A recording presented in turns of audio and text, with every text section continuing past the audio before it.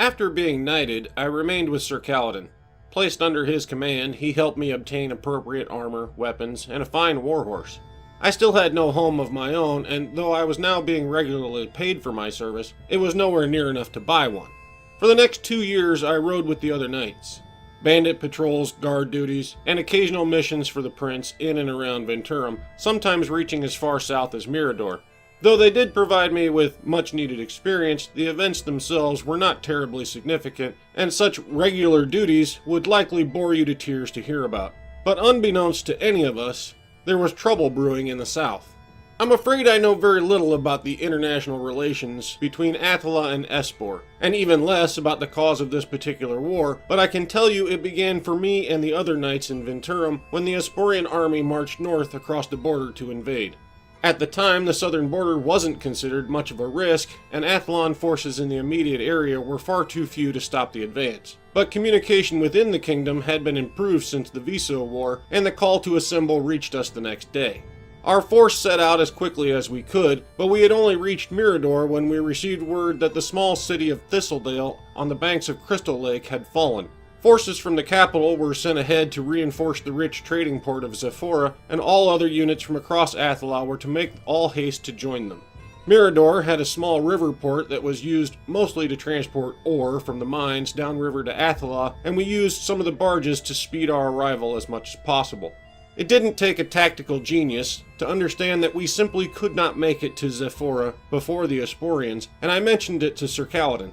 Better to withdraw from Zephora and consolidate our forces in Athila. The force of the whole army could push the Esporians out and drive them back toward the border. He agreed, but our opinions were irrelevant. We were not in command. General Bertal, the new supreme commander of Athila, was making those decisions. Years ago, when Sir Kaladin and I had left Dibbleburg, he had chosen the northern route through Deerfield. We had not passed close enough to see the capital then, and I distinctly remember the sense of awe and wonder as I saw it for the first time. The city seemed to fill the entire horizon.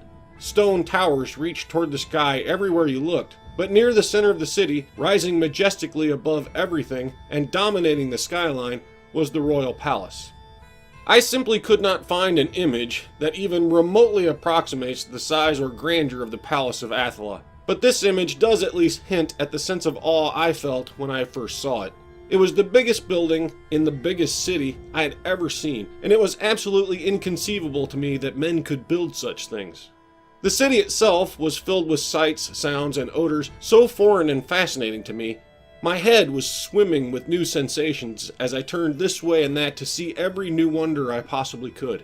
It must have been comical, for I caught Sir Kaladin laughing at my reactions more than once as we made our way to the palace. Sadly, we would not be staying long enough for me to indulge my curiosity.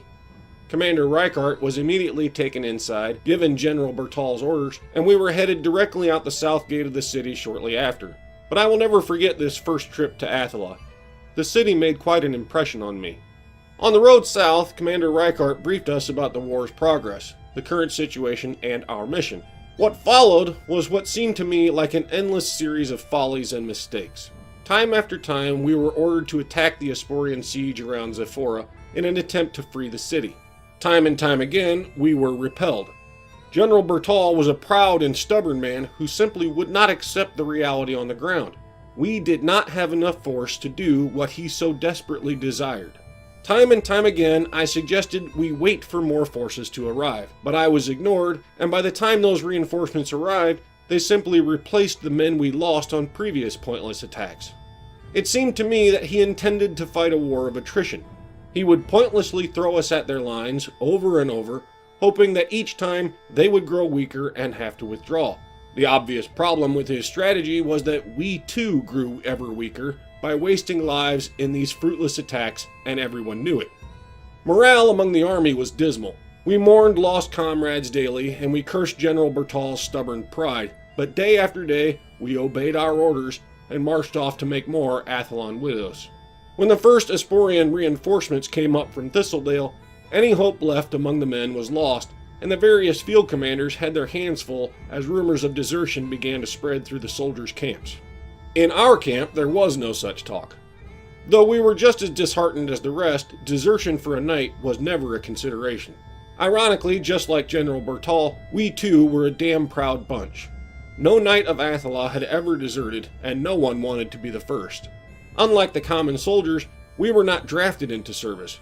We had all sworn an oath. For us, honor meant everything. If ordered, we will march out and die for that honor.